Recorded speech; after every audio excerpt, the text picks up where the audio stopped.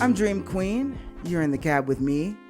Thank you so much for tuning in. I am so excited for this sermon to read today from A Knock at Midnight, inspiration from the Great Sermons of Reverend Martin Luther King Jr. In the studio on my own today, and there's so much that I would like to share with you, a lot of reading and a lot of reflecting. I'm hoping to take a couple of music breaks, so I will take calls at 505-473-9696. If you hear the music come on and you want to just pop in and have something to offer, I'm going to do it like that for a second. So this one is called The Three Dimensions of a Complete Life. The introduction is by Father Theodore Hesburgh. And I'm just going to read two paragraphs from the introduction before we get into the meat of the sermon. One of the great deceptions that one must guard against in reading the sermons of Martin Luther King is that on the surface they appear so simple as to be simplistic. This particular sermon starts out talking about a complete life being made up of length, breadth, and height. How simplistic can one be? However, if you read carefully and listen intently, the message is very deep, very essential, and even, at times, mystical. Y'all know they got me right there at mystical, right? If they didn't have me at deep, they had me at mystical. All right, I'm going to skip forward halfway through this little, very short introduction here. Martin was preaching in a time of enormous social concerns, social unrest, and deep-seated injustice that made it difficult for a black person to keep his or her self-respect. Martin simply says that life is about knowing and loving and respecting yourself, but not just that. That, he says, would be a selfish kind of life. One must not only be concerned about one's own inner peace, but also what one might do for the good of others. This guidance is tied to the problems of those days, getting behind the social revolution, taking part in the civil rights movement, maintaining one's self-respect, and especially conquering fear of the present or even the future. And that is the introduction of The Three Dimensions of a Complete Life, written by Father Theodore Hesburgh. He's the president of the University of Notre Dame and is or was a national figure because of his work with the federal government, ecumenicism, and philanthropy. And we talk about ecumenicism here because Dr. King's basis of his work was it's a multi-faith movement, where interfaith movement. And we're seeing that a lot now, which is really important to look for that now as we are in this huge holy war that's happening. And I call it a holy war on the show because it's very clear that religion is at the front of the conflict between Israel, Palestine, and the United States, and Britain, and the genocide of predominantly Muslim and Christian people, but mostly Muslims. Anyway, I digress. I mean, of course, it's about money and passages and ownership and colonization, and that's really, really legit. It's a huge thing that people's religious beliefs are being used against them. And I talk about evangelicals, because people believe in a certain thing, and so you're going to gain support by having a base that is willing to fund you and vote for you and sacrifice themselves for a holy war cause. And that's what colonization is based on, and missionaryism. So as we talk about peace and justice and a different world, it makes sense to study Dr. King because religion is tied up in a lot of this conflicts and white supremacy. And I think he tried to deal with it in a really good way. I do think he got some really great messages. So people ask me a lot, what are the solutions to problems that we underscore on our shows here, some of us, or conversations that come up in different environments? People ask me, well, what can I do? And I say primarily, this is taking out of any socioeconomic situation. No matter who you are, you can do your personal work. And then you can put out a vibration into this web, this energetic web that we're all a part of enlightenment, white light. Like, work on yourself, love yourself so that you can properly love others. And then you speak love and you do acts of love. And I know it sounds woo-woo, but it's true. If you look at energy, I'm not a physicist. I'm not here to explain energy. I'm just here to talk about 3 dimensions of a complete life. But, that's a basic thing you can do. So let's walk together here down this path that was laid by Reverend Dr. Martin Luther King Jr. I am going to start on page 121. I'm going to skip the first paragraph and move into King likes parables. Obviously, he's a minister. Many, many centuries ago, there was a man by the name of John who found himself in prison out on a lonely, obscure island called Patmos. And I've been in prison just enough to know that it's a lonely experience. And when you are incarcerated in such a situation, you are deprived of almost every freedom, but the freedom to think, the freedom to pray, the freedom to reflect, and to meditate. And that's what I underlined there for us today. That no matter where you are, it can feel like a prison sometimes. Even if you're free, the prison of your mind. I've never actually been to jail at all. I don't want to go. However, they are taking people away and incarcerating people at rates that have never been seen before in history. And Dr. King led this movement through a lot of writings that he composed in jail. And he goes on later in here to talk about how he'd been in jail at least 18 times in this specific time period that he refers to, but I'll get there. So no matter where you're at, especially if you're feeling imprisoned by your lack of transportation, maybe your financial means, maybe your family situation, you can still do these 3 things. You can still pray, you can still think, and you can still reflect and meditate. I think that's 4 things though. Because meditate, right? You're supposed to clear your mind. If you're reflecting or you're meditating. I'm not here to edit Dr. King though. So I'm going to skip a bunch.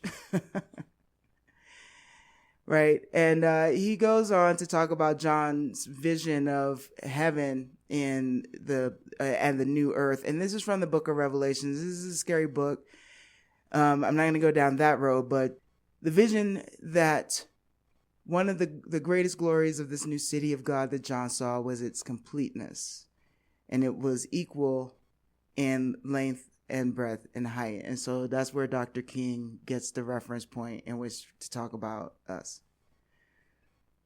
All right. And I quote on page 122. Now the length of life, we shall use it here, is the inward concern for one's own welfare. In other words, it is that inward concern that causes one to push forward to achieve his own goals and ambitions. The breadth of life, as we shall use it here, is the outward concern for the welfare of others. And the height of life is the upward reach for God. You have to have all 3 of those to have a complete life. So we're going to turn first to the moment of we're going to turn for the moment to the length of life. I said that this is the dimension of life where we are concerned with developing our inner powers. In a sense, this is the selfish dimension of life. There is such a thing as rational and healthy self-interest. A great Jewish rabbi, the late Joshua Liebman, wrote a book some years ago entitled Peace of Mind. And he has a chapter in that book entitled Love Thyself Properly. And what he says in that chapter, in substance, is that before you can love other selves adequately, you've got to love your own self properly. A lot of people don't love themselves, and they go through life with deep and haunting emotional conflicts. So the length of life means that you must love yourself. Okay? This coming from the great Reverend Dr. King. Not just from me, not just from Little Queen Trashmouth, not just from Hot Diggity. You know, it's coming from the great Reverend Doctor, so you better listen. And you know what loving yourself also means?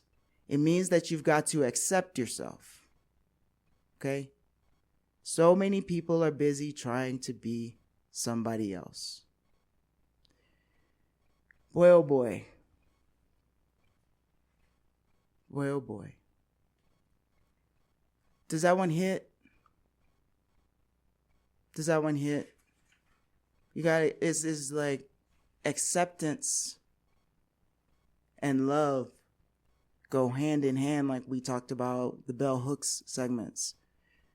I haven't gotten those up on the YouTube channel, In the Cab with Dream Queen on YouTube. All one word there, or however they do it, under podcast. And you can also podcast search up on Spotify and some other places. I'm working on the Apple Music thing. But I don't have the archives of the Bell Hook shows there yet. It's coming. I just need to find the time to put all of those. But they're on Mixcloud. Dream Queen 3 a.m. at Mixcloud. And you can listen. Or you can, to our conversations that I've done with other DJs here, people in the book club. It's important to look at All About Love. It's easy to read.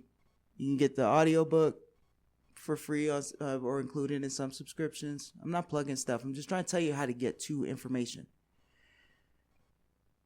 Because, it's everybody's worn out with woo-woo, right? Love yourself, life will be better. But it's true. If you can't stand yourself, then you can't stand anybody else, and then you put the negative vibe out. Even if you're lying to yourself, you put in a negative vibe out. And you deserve care. You do. Whether you got it from somebody as a child or not, you deserve it now. And you can start by giving it to yourself and accepting yourself and your shortcomings and giving yourself a break when you make mistakes. And then you're allowed to turn around and give other people a break when they make mistakes. And then we build compassion and we flex all these muscles of vulnerability and compassion. And then the next thing, we're all holding hands across America and all across the whole wide world. And we are all in our own power. And we're not letting despots and fascists push us around because they won't even see the light of day, because their lies won't penetrate our armor of self-worth and knowledge and understanding of what it's about to be on this planet. So Dr. King has an affirmation here. And it's like a prayer. It is a prayer for him. We must pray, Lord, help me to accept myself every day. Help me to accept my tools. Okay? Lord, help me to accept myself every day. Help me to accept my tools. So in the next paragraph, King goes on to talk about what he means by tools. And he recalls being in college and taking statistics. Due to his sociology major, he had to take statistics. And he had a hard time with statistics. And he talks about how he had a classmate that was really good at statistics. and would be done with homework in an hour. And King got frustrated, and he tried to keep up with this other student and kept getting a bad grade. And he's frustrated. And I love it when Dr. King is frustrated, because it shatters the myth that he wasn't just a person like us struggling with trying to be his best self every day. Okay? And he brought the fire. But he said, I had to sit down and say, now Martin Luther King, Leaf Kane has a better mind than you. Sometimes you have to acknowledge that. And I had to say to myself, now he may be able to do it in an hour, but it takes me 2 or 3 hours to do it. I was not willing to accept myself. I was not willing to accept my tools and my limitations. But in life, we're called upon to do this. A Ford car trying to be a Cadillac is absurd. But if a Ford will accept itself as a Ford, it can do many things that a Cadillac could never do. Okay? You feel where he's coming from? Now, the other thing about the length of life, after accepting our tools, we must discover what we are called to do. And I want to back up a little bit, because I paused because I skipped over this line. But he wraps up this Ford and Cadillac analogy with, and in life, some of us are Fords and some of us are Cadillacs. Moses says, I love it. I love how you go from Fords and Cadillacs to Moses. Green pastures. Lord, I ain't much, but I is all I got. The principle of self-acceptance is a basic principle in life. Now, the other thing about the length of life, after accepting ourselves and our tools, we must discover what we are called to do. And once we discover it, we should set out to do it with all of the strength and all of the power that we have in our systems. And after we've discovered what God called us to do, after we've discovered our life's work, we should set out to do that work so well that the living, the dead, or the unborn couldn't do it any better. Okay? He goes on to talk about, even if it falls your lot to be a street sweeper, go on out and sweep streets like Michelangelo painted pictures. Sweep streets like Handel and Beethoven composed music. Sweep streets like Shakespeare wrote poetry. Sweep streets so well that all the hosts of heaven and earth will have to pause and say, here lived a great street sweeper who swept his job well. And when you do this, you've mastered the length of life. Okay? That is moving to me, obviously. It's really important for us to just accept and be in joy for where we're at. The onward push to the end of self-fulfillment is the end of a person's life. Don't stop here, though. A lot of people get no further in life than length. They develop their inner powers, they do their jobs well, but they try to live as if nobody else lives in the world but themselves. That's the next part. We're going to move into the breadth of life. All right? This is Dream Queen. You're in the cab with me. Thanks for tuning in. We're in the book club.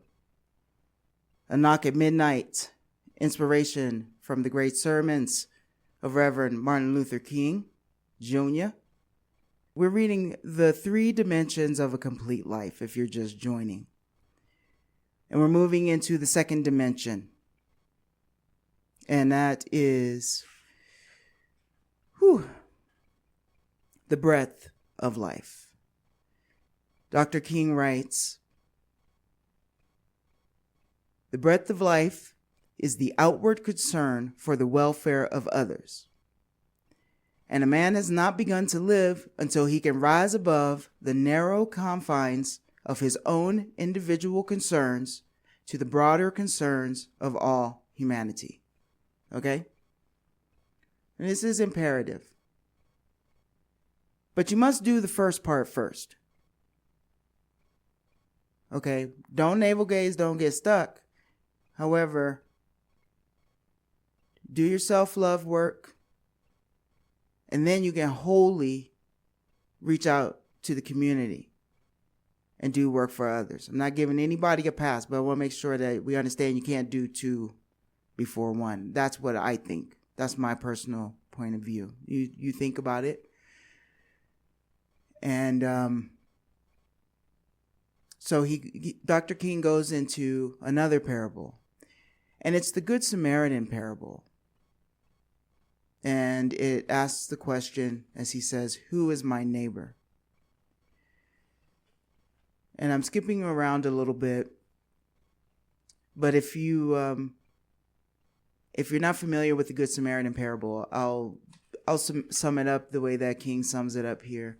There is a traveler that's on his way from Jerusalem to Jericho, and it was a dangerous road. And the man fell among thieves. The traveler fell among thieves. Dr. King writes, 2 men come by and they just keep going. And then finally another man came, a member of another race, who stopped and helped him. And that parable ends up saying that this Good Samaritan was a great man. He was a good man because he was concerned about more than himself. And the Samaritan stands out because the traveler, this is me talking now, because the traveler was passed by 2 other travelers on the road as they were accosted. And if any of you spend personal time with me, you know one of the things that appalls me is when people stand by and watch horrific crimes like this go on, especially when there's much more innocent bystanders than the person, or much more bystanders than the person who's committing the crime, and the victim is defenseless and people don't jump on it. You know, that's a hard thing for me. And so injustice, you know, and to just sit by. So Dr. King goes into the many reasons that people were saying that the priest and the Levite passed and didn't stop the man. And he said a lot of people have ideas about it. Some people say that they were late for a church service. Other people say that there is a priestly law that says you can't administer sacrament if you've touched a human body within 24 hours of worship. You know, he breaks down some of these religious things. And then he goes, it's possible that they were going down to Jericho to organize a Jericho Road Improvement Association. That's another possibility. And they may have passed by because they felt it was better to deal with the problem from the casual source rather than one individual victim. Now that's wild. Like, he totally called out certain people who would rather go down to City Hall and chat than do something that to intervene with injustice happening right in front of their faces. I mean, you know, wild. But then he goes, but you know, when I think about this parable, I think of another possibility, and I use my imagination. It's possible that these men passed by on the other side because they were afraid. You know, the Jericho road is a dangerous road. And Dr. King goes on to talk about when he and his wife were actually on that road and visiting the Holy Land. And it's on a steep cliff on one side and a curving, meandering road just above it. And it's about 16 miles, and you're going from 1,200 feet. I mean, you're going from 2,200 feet above sea level. And then by the time you get to Jericho, 16 miles later, you're 1,200 feet below sea level. And so it's a very steep, very curvy, and then you wind up, you know, like below sea level. I don't know. It seems deep to me, but during the days of Jesus, that road came to the point of being known as the bloody path. He says, so when I think about the priest and the Levite, I think those brothers were afraid. And then he goes on to talk about a time that he was driving on the Simpson Road. And he was saying that that's Atlanta's version of Jericho Road. And it's a dangerous part of town. And he was late at night, and someone was in the street trying to flag him down. And he felt the person needed help.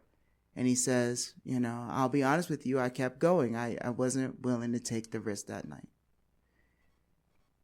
And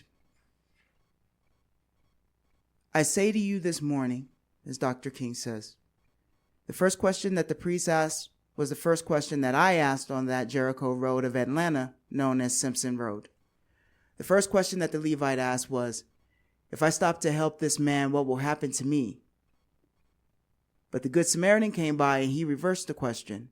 Not what will happen to me if I stop to help this man, but what will happen to this man if I do not stop to help him? This was why the man was good and great.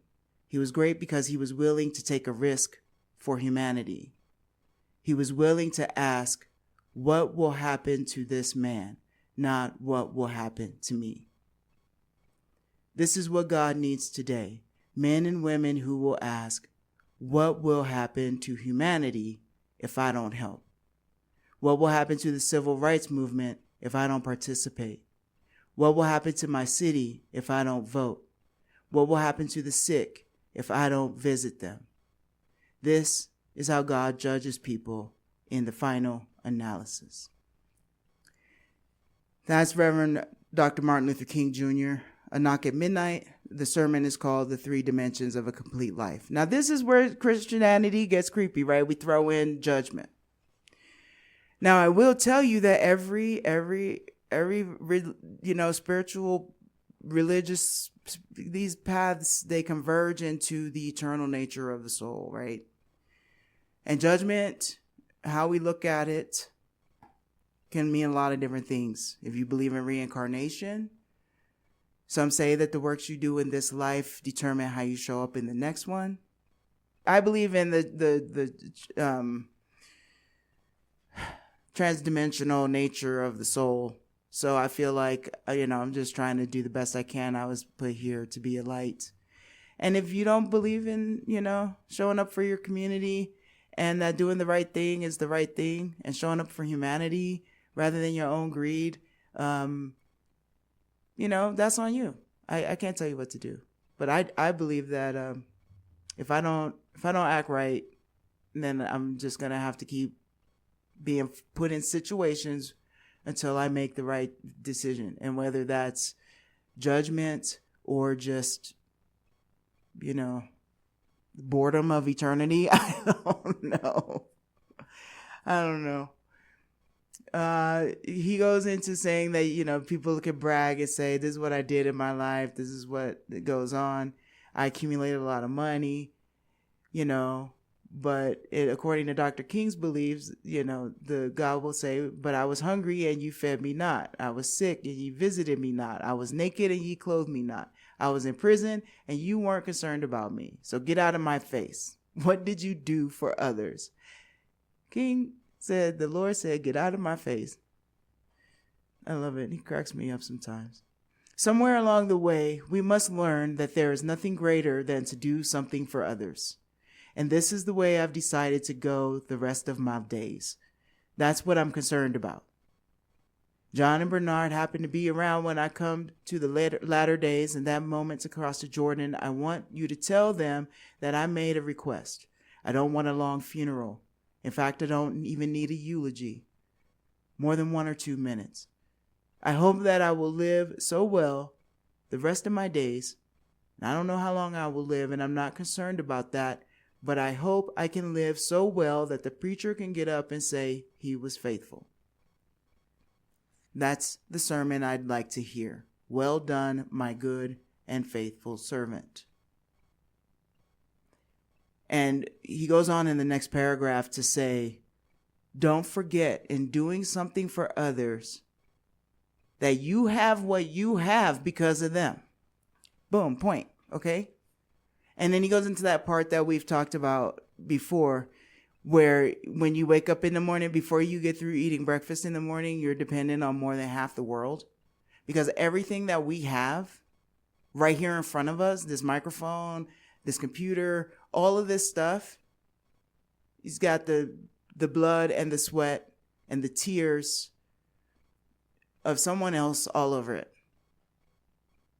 And we have to be thankful for that, and we have to give back for that, because that is the universal law.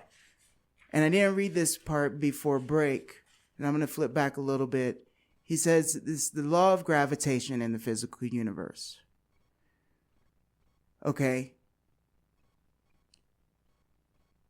A lot of people never go beyond the first dimension of life. They use other people as mere steps by which they can climb to their goals and their ambitions. These people don't work out well in life. They may go on for a while. They may think they're making it all right, but there is a law. They call it the law of gravitation in the physical universe. And it works. It's final. And it's inexorable.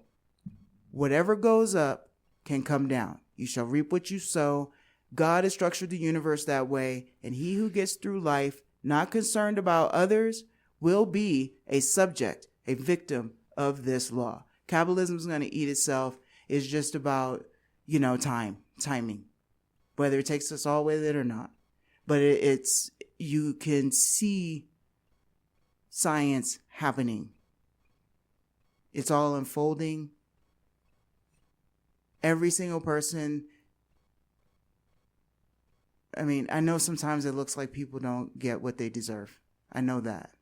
Sharon Jones and the Dap Kings, they got a song about it. Maybe I should play that right now. Because it is hard to believe, that justice is going to come always. But we do see it come. We do see it come. I'm not going to play Sharon Jones right now. I'm going to keep reading because DJ Barnacle's going to be here in a little bit. So, I'm going to move on to the third dimension,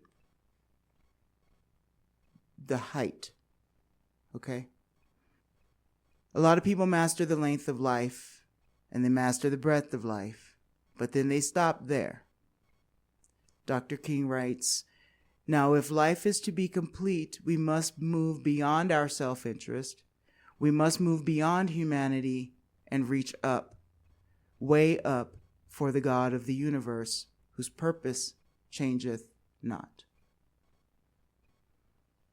I play a song on this show often called "The Creator Has a Master Plan." And I feel like many of us wonder, why are we here? And I can look out the window or step outside right here, right now, into the beautiful sunshine, the new green leaves of a May spring in Madrid. And I feel like I know at least 50% of why I'm here. Now, 100% is to amplify that beauty. And within that 100% is to integrate the horrors that humanity can commit to each other, confront that, and amplify the beauty. And we diminish the darkness. In whichever way you can, whatever your tools are, accept them and use them like a superhero. Okay? We're all superheroes. So, Dr. King says, a lot of people have neglected this third dimension. And the interesting thing is, a lot of people neglect it and don't even know they're neglecting it. You just get involved in other things. And there are two kinds of atheism. Atheism is the theory that there is no God. Now, one kind is the theoretical kind, where somebody just sits down and starts thinking about it, and they come to a conclusion that there is no God. The other kind is a practical atheism, and that kind goes out of living as if there is no God. And there are a lot of people who affirm the existence of God with their lips, and they deny his existence with their lives. Listen to me. That's what's happening in these wars, in these laws that oppress other human beings' rights to live, these laws that drive people to murder and suicide. This is the crux of it. People going around telling other people that they represent God when all they are bringing is darkness. And it's your job as a believer or a non-believer to hold each person accountable in your mind, in your heart, in your words, in your deeds. You don't even have to believe in God, but you act like you believe in justice and coexistence. That's still that white light of understanding the energy that we all deserve to exist. And then you're going around talking about, praise Jesus, pass the collection plate, and I'm going to send it off now for bombs to kill people minding their lives, living under terror. So I can go there because it's mine. Those people aren't religious. Those people aren't of God, period. Sorry. That's what we're challenging here. And Dr. King says it. You have to do it with your deeds. Okay? Your deeds are light and love.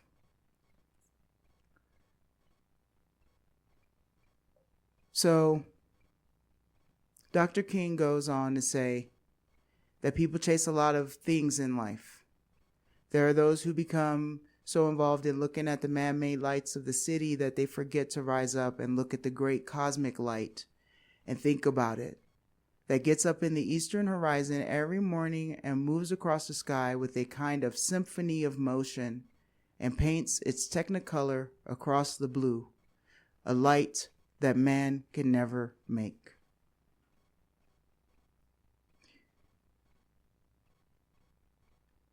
He skips on until he says, and I'm here to tell you today that we need God. Modern man may know a great deal, but his knowledge does not eliminate God. And I tell you this morning that God is here to stay. A few theologians are trying to say God is dead, and I've been asking them about it because it disturbs me to know that God died and I didn't have a chance to attend the funeral. They haven't been able to tell me yet the date of his death. They haven't been able to tell me yet who the coroner was that pronounced him dead. They haven't been able to tell me yet where he's buried. You see, when I think about God, I know his name. He said somewhere back in the Old Testament, I want you to go out, Moses, and tell them I am sent you.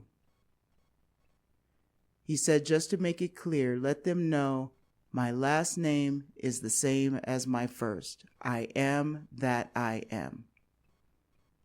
Okay? 3 dimensions of a complete life. The heights to which we reach. These are the words of Reverend Martin Luther King Jr. in the cab, a knock at midnight, book club. I know I'm coming rough. Just think about it. And Dr. King writes, as I come to my conclusion this morning, I want to say we should search for him. We were made for God, and we will be restless until we find rest in him. And I say to you this morning that this is the personal faith that has kept me going. Okay? And he talks about an elderly woman who we heard King refer to before, who refused to take a ride during the bus boycotts. She was about 70 years old, and she walked back and forth to work every day during the bus boycott, 1 year. So her name was Sister Pollard. Someone asked her one day why she didn't take the ride. And they said, well, why are you tired? And she said, yes, my feet is tired, but my soul is rested. And so one day she saw Dr. King delivering a speech in the pulpit, and he felt real down about some news that he delivered. And she came up to him and said, son, what's wrong with you? You didn't talk strong enough tonight.